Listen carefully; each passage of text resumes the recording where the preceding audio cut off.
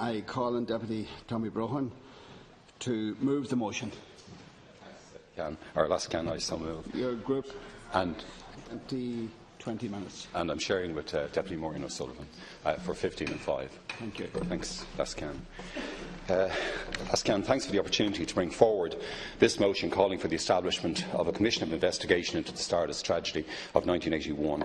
In 2 weeks' time, we'll mark the 36th anniversary of the horrific night which saw 48 young people die and a further 214 seriously injured in a fire in the infamous Stardust ballroom in Artane, Dublin 5, early on St Valentine's Day 1981.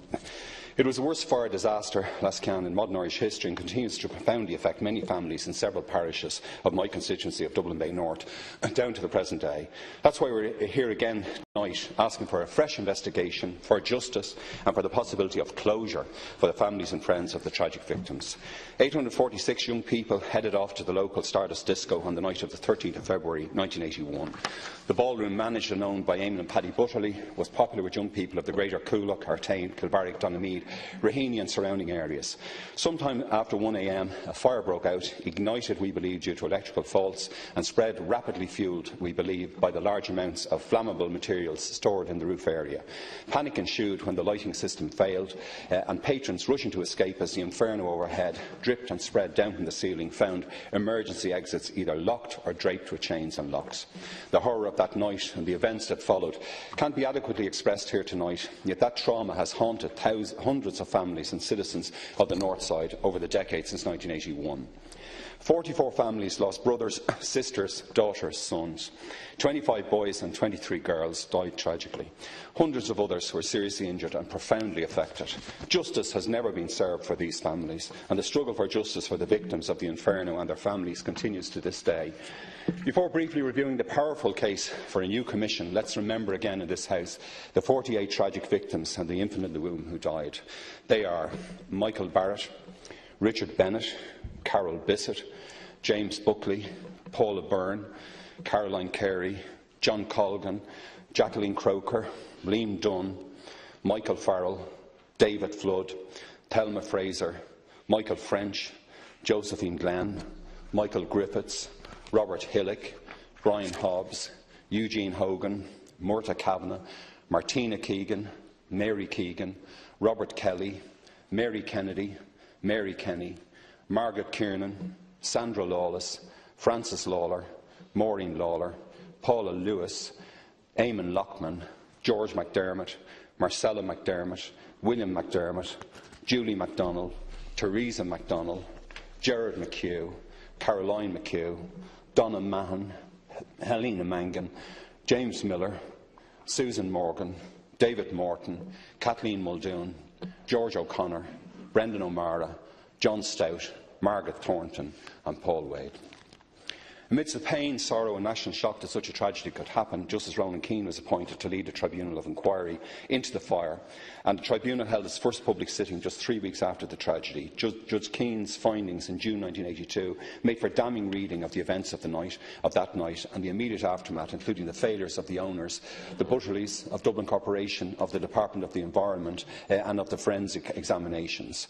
Most upsetting and shocking, though, was Keane's completely unfair and unfounded contradictory conclusion in paragraph 9.14 that arson was a probable cause of the fire, despite paragraph 6.167 earlier stating that, and I quote, "The cause of the fire is not known and may never be known. There is no evidence of an accidental origin and equally no evidence that the fire was started deliberately." End quote. The sullying of the name of these young victims and the slur over their reputations also resulted in no charges being brought against the owners, and the said Eamon Butterley was awarded over £580,000 in compensation, compared to awards of just £7,500 each to victims' families. In the decade before and throughout my political career, Lascan, I've worked with and tried to support the Stardust Relatives and Victims Committee, courageously led by Miss Antoinette Keegan, Miss Chrissy Keegan and her late husband John, Miss Gertrude Barrett, Miss McDermott, Mr Jimmy Dunn, Mr William Mulvey and others, some of whom are here in the gallery with us tonight. Firstly, from the mid-1980s began the committee's campaign to honour and commemorate the young victims. In the early 1990s, following pickets outside the office of then Taoiseach Charles Haughey, funding was at last made available by Dublin City Council for Stardust Memorial Park, which was completed in 1993 and has pride of place in our local Coola community. Secondly, campaigners strongly queried Keane's key conclusion and increasingly raised unanswered questions arising from his report and on the need to hold those responsible for the tragedy to account. Since the mid-1990s, the committee has campaigned tirelessly for a full investigation and full accounting for the fire, which I believe can only be realised in a new Commission of Investigation under the 2004 McDowell legislation, and I renew that call for such a commission tonight. The Stardust ballroom was converted from the Scots Food factory and was redesigned to a leisure complex less than 3 years before the fire.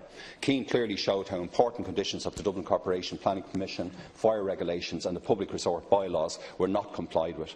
These included consultation with the Chief Fire Officer, the use of carpet tiles in the walls, the locking and chaining of exit doors and their obstruction, the use of timber partitions and the failure to allocate specific duties to staff in the event of a fire. So Keane rightly concluded in paragraph 9.28 that, and I quote, "The owners did not take due precautions for the safety of the public, of the performers or the employees." End quote. Dublin Corporation is also severely criticised for its failure to properly inspect the building, as is the Department of the Environment for its failure to make building regulations under the Planning Acts. Serious shortcomings in the Gardaí's and Department of Justice's forensic examination were included in conclusion 9.64 of the Keane Tribunal. Keane found samples of material that might have been crucial were not taken and important tests were not carried out. It was also clear that Mr Éireann Butterley, the owner, and several of his staff seriously obstructed the Garda investigations. But it beggars belief on revisiting Chapter 9 of the Keane report, the conclusion recommendations, that no one has ever been brought to account for the Stardust tragedy. The owner, Mr Éireann Butterley, was severely criticised for his action, yet no prosecution was ever pursued. And on reading those conclusions again, one would never expect for the final outcome to be suspected arson. On several occasions in Dáil, Éireann, especially in the lead up to the 20th and 25th anniversaries of the disaster, on behalf of the Stardust Committee, I outlined the many reasons why so many aspects of Judge Keane's report needed to be disregarded, and I called the report's conclusions, and I quote, "untrustworthy, unfair and unsafe." End quote. In a Dáil speech of February 2006, for example, I highlighted the conflict of interest in the appointment of the Fire Research Station of the UK Department of the Environment as the expert advisor to the Tribunal, since it was working at that time for Dublin Corporation. I spoke about the inclusion of the untrue statement in section 8.92 of the Tribunal report on, and I quote, "the practice of locking and chaining the exit doors until midnight at the earliest on disco night was not known to the Corporation." End quote. I informed the House a number of times that I was contacted by a City Council official who explained he'd reported to officials in the building control section of Dublin Corporation more than 3 weeks earlier, before the catastrophe, that exit doors had been locked late into the night at a function. There are also reports that Dublin Corporation held a staff party in the Stardust that previous Christmas 1980 and that the then Lord Mayor was present. The Tribunal report concluded there was no professional supervision of the electrical system in the reconstruction fitting out of the Scots Food factory that became the Stardust. However, the Keane report completely disregarded compelling evidence relating to the electrical system, and the new research then totally challenged the Tribunal's findings. Indeed, testimony of a heat storage from the ceilings of the north and west alcoves given to Keane by Disco Goer Linda Bishop and staff member Leo Dáil clearly pointed to the ignition and spread of the fire from the lamp room, storeroom area in the roof space. The evidence given to Keane in 1981-82 by external eyewitnesses like Robert O'Callaghan and Alan Buffini also supported that conclusion. The conclusions of Keane, of course, are seriously challenged and we believe demolished by outstanding private investigations carried out in the years preceding the 20th anniversary of the disaster in 2001 and down to 2007. Excellent investigative work by two remarkable young local journalists, Tony McCulloch, now editor of our Northside People, and Neil Featherstone Haw, were put into the public domain through their 2001 book, They Never Came Home, The Stardust Story. The title, of course, references Christy Moore's famous song about this terrible tragedy. That book first undermined the whole structure of Keane's conclusions, with his highlighting of serious electrical problems in the roof of the Stardust and the failure by the owners in preceding weeks and months to address this incredibly dangerous situation. In 2004, distinguished local scientist Ms Geraldine Foy also carried out further investigations and discovered the existence of a storeroom in the roof space packed with flammable liquids which was beside the lamp room. In new evidence, Ms Foy demonstrated, for example, that maps showing a basement in the Stardust were incorrect, and also drew attention strongly to the first witnesses of the fire, who of course were outside the building and saw flames coming from the roof. In 2006, Ms Rita O'Reilly and her colleagues in an RT Primetime Investigates broadcast anniversary programme cast further profound question marks over Judge Keane's findings.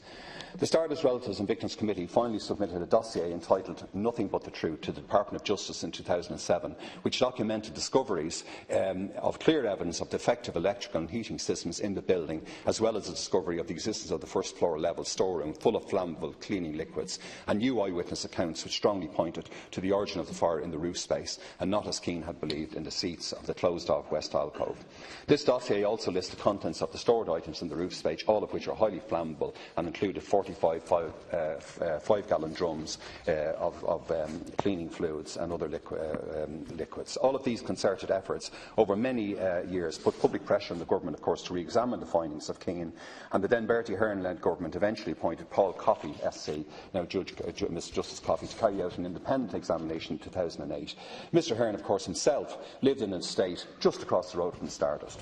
The final Coffey report was presented to the House in January 2009 and led to the correcting of the public record in the Dáil and Shannon that arson was the probable cause of the tragic fire and loss of so many young lives.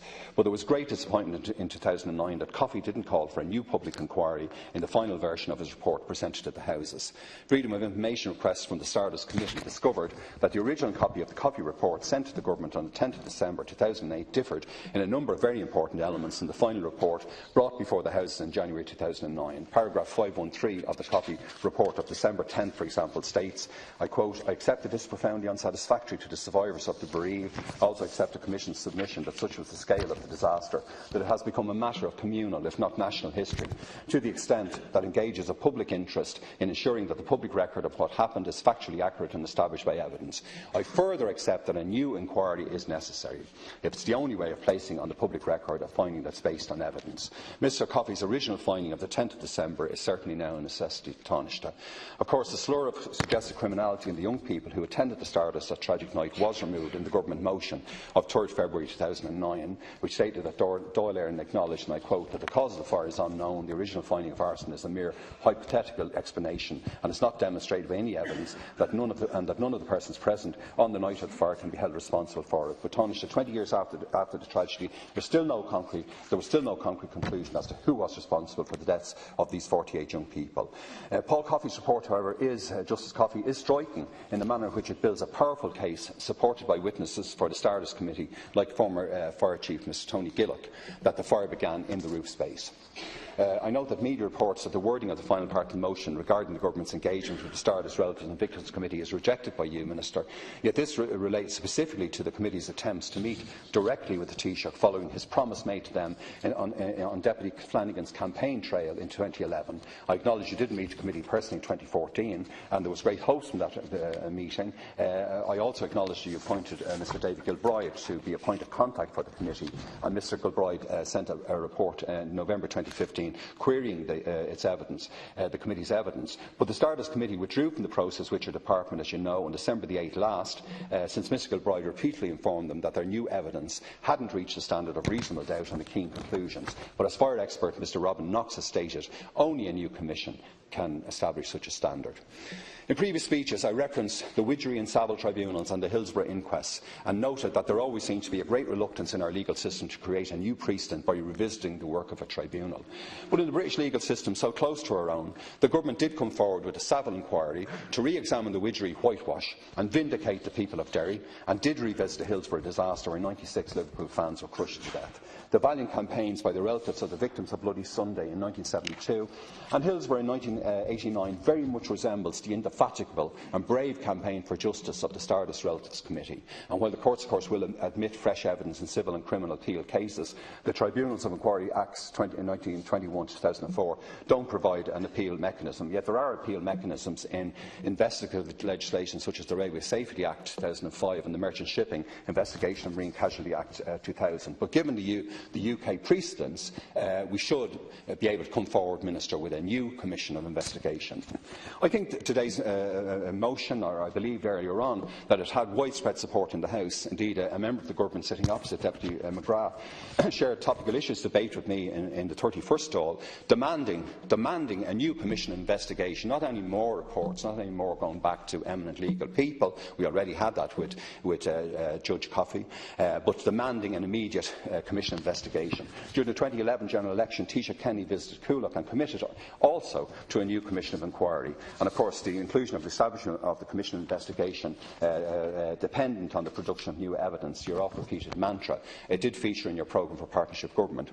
The motion before us today is in the name of the Independents for Change and our technical group, and of the AAA People Before Profit, and I thank my 12 colleagues in both groups. I know that Deputies MacDonald and Mitchell and the Sinn Féin party are very supportive of such a motion. I am also delighted to have a copy of a letter from Fianna Fáil leader, Deputy Micheál Martin, to Miss Antoinette Keegan of March 27, 2014, in which Deputy Martin commits Fianna Fáil to support a new inquiry under the 2004 Act. I also thank the Social Democrats for their support. I hope the Green Party will also support the motion. Always in the past I received great support from the Labour Party in this matter. So I believe there is an emerging consensus at last in the House to bring final closure for the still grieving families and friends of the hundreds of young people who never came home that night by approving the motion to establish a new Commission of investigation into the Stardust tragedy. I know the Government seems to be coming forward with an amendment to the effect that an eminent legal person will be appointed to review the new evidence and arguments. But Mr Justice Coffey already fulfilled that function in 2008-9 and recommended a Commission investigation in his December 2008 report. The counter-motion or amendment seems another case of this Government of kicking the can down the road when it comes to important issues. But after 36 long and often grief-stricken years, Taoiseach, ministers, the Stardust victims and their relatives, they do need final closure and justice, and I urge you to support the motion.